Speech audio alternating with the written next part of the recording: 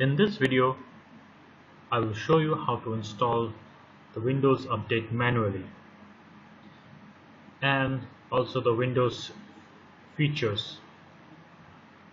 So let's get started. Click Windows logo and then go to Control Panel, then Windows Update. Check for updates for any updates and change settings if you want your convenient way when the Windows Update gets installed. Now again, view update history, where you have all your update logs. Here we have one successful, that is Windows Defender, and then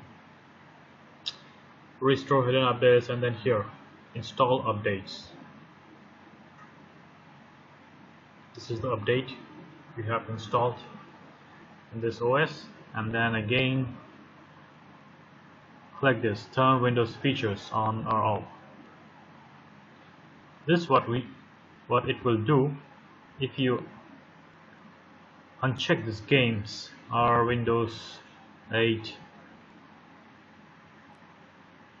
or example like Windows Media Player, media features. This will simply